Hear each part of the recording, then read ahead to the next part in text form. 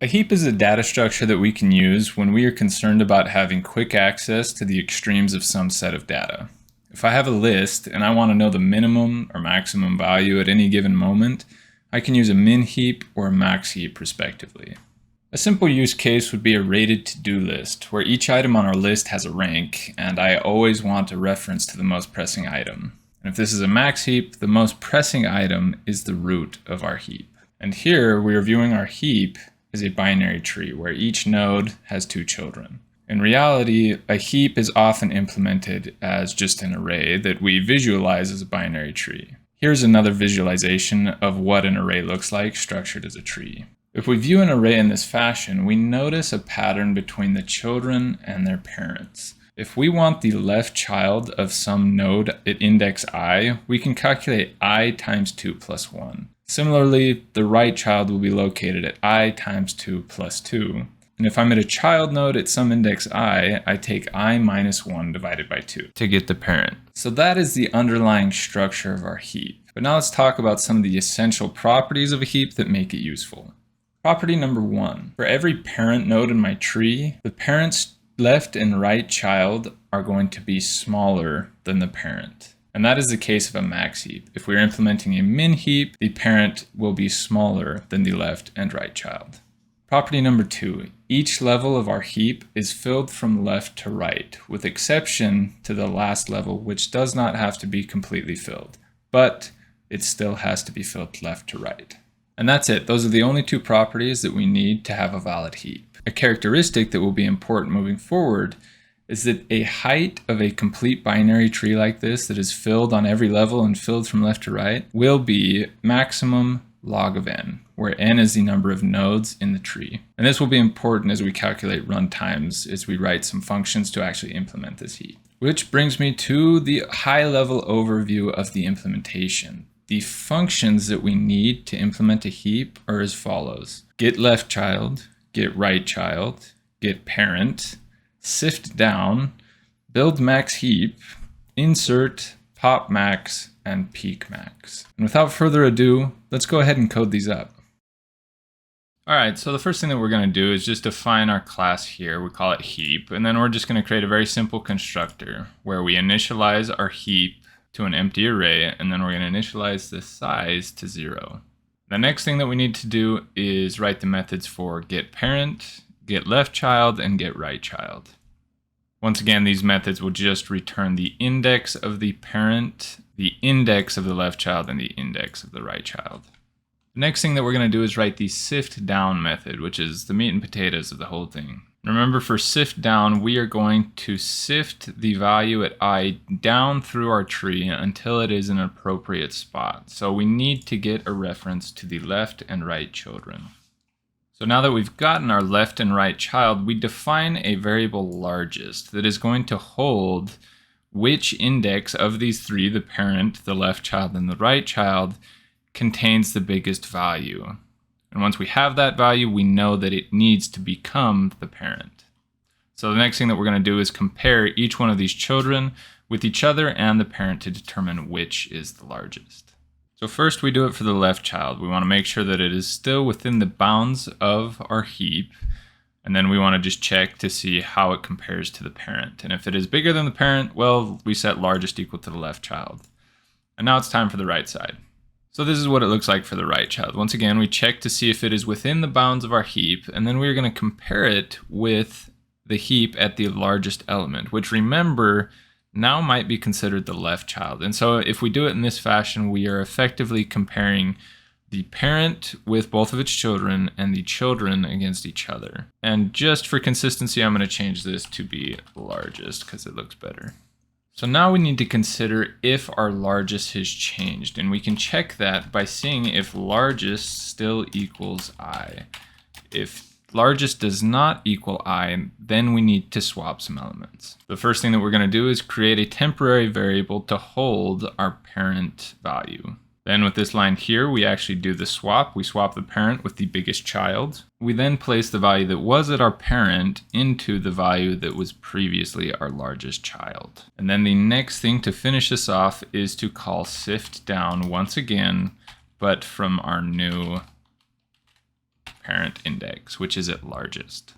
So in this way, our index at I, its value will continually trickle down through its children until it is in an appropriate place. So what is the runtime of this function sift down? Well, if we think about it, left child and right child, well, those are just running in constant time. There's no issue there. Same thing for these comparisons here. The only thing that we need to keep an eye out for is this .sift down call right here. In the worst case, our smallest element, or one of our smallest elements, is at the root of our tree. And in this case, we're going to have to trickle it down all the way to a leaf node. And in the worst case, the height of our tree is going to be log of n. So that ends up being the worst case for this function, because our root node will have to trickle down log n times. The next method that we are going to write is build max heap. And we're going to say that this takes an array as a parameter. So the next thing that we need to do is we need to set this heap, which is a property of our class, equal to the array that is passed in. The next thing that we're going to do is, in the same thread, we're going to update our size equal to the length of the array. The next step that we are going to do is we are going to iterate over every single parent node. And previously we said that the last parent node is going to be located at the length of the array divided by 2. And this is the case for a complete binary tree, remember that.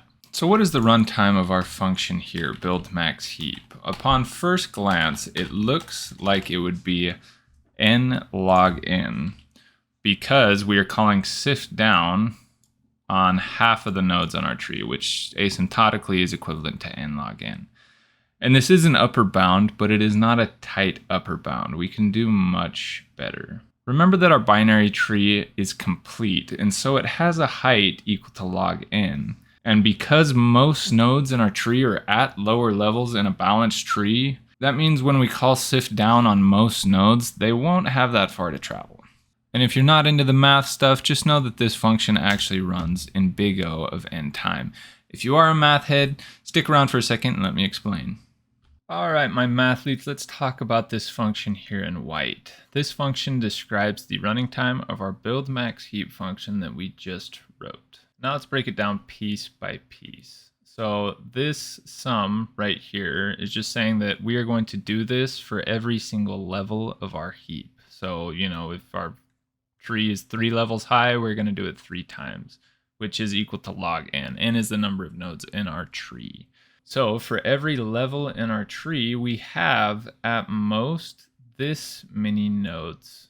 And for every single one of those nodes that is on this level, well, we are going to call sift down, which we know has a big O of h. And now we're going to do what mathematicians do. We're going to rewrite this, and we're going to rewrite it a little more asymptotically. So there you have it. Now this looks a little bit more like something we know how to handle. We have big O of n times this gobbledygook right here that we need to solve for. So let's go ahead and solve for it. So here you go. I rewrote our sum down here, and we can actually change this log n upper bound right here. We can actually just change that to infinity. We can set that as our upper bound. And well, if you're sharp with your calculus, you can recognize this as something that we can solve pretty easily with an integral. And I'll spoil it for you, this comes out to 2. So if we take this 2 and we plug it back in up here, well, we get big O of n times 2, which in computer science land is big O of n. And there you have it. Math step done. So now we are done with calculating the running time of build max heap, one that we can be satisfied is asymptotically tight. And a lot of people don't bother with this distinction. They just say that building a heap from an existing array is n log n, but they can be better. And die on this hill, my friends. I had to explain this once in a coding interview for a big company, and guess what? I didn't get the job, but that's beside the point. I was right. Anyways, the next thing that we want to do is be able to insert a number into our heap and be able to maintain our nice heap properties. So let's write a function for insert. So for insert, we're going to do something a little bit different. We are going to push this value to the very end of our heap. We are going to increase the size of our heap as well. And then we're going to call a function that we haven't written yet called sift up. So what is this sift up function? Well, it's the same exact thing as sift down, except for we are moving up the tree to put it in a proper place instead of moving it down to put it in its proper place. And before we can analyze the running time of insert, well, we need to know the running time of sift up. So let's write sift up. The first thing that we are going to do is we are going to get the parent index of the index that we passed in I. So instead of sifting up our current index recursively, we are actually going to do it iteratively. So we're going to enter a while loop, and while our current index is greater than its parent, we're going to swap places. So there you go. This is what our while loop is going to look like. These are the entrance conditions, and we're just going to perform a simple swap inside the body. So inside the body of this while loop, we have this simple swap, and then we're going to change I to be equal to our parent index because we swapped them. And then we're going to change our parent equal to our new parent, or what was originally our grandparent, I would say. And just like this, we're going to continually sift up our tree until the value that was at index I originally is in its proper place. So what is the running time of this function? Well, it ends up being the same as sift down because we're starting at a leaf, and it is possible that we are inserting a max value, so we would have to send it all the way up to the top of the tree, up to the root. Well, that would just mean traversing the entire height of our tree. So our running time is equal to log n. Now all that's left is to actually write the functions that make this useful, peak max and pop max. And I'm going to put them here at the top because they're important. And we'll come back to pop max in just a second because peak max is incredibly simple. All we are going to do is return the value that is at index 0 of our heap. Like I said, pop max is a little bit trickier. And so what we are going to do is we are going to swap index 0 with the last element of our heap. And I'll explain in just a second. So here we are just doing a simple swap of the top element of our heap and the very last element of our heap, which is located at this.heap.size -1.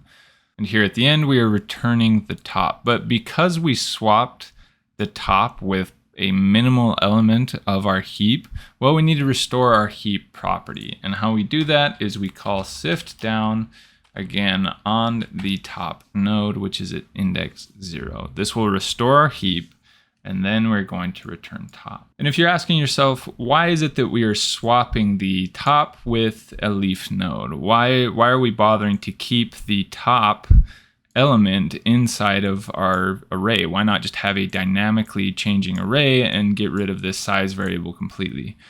Well, the reason for it is because of heap sort, which is a function that we will write right now.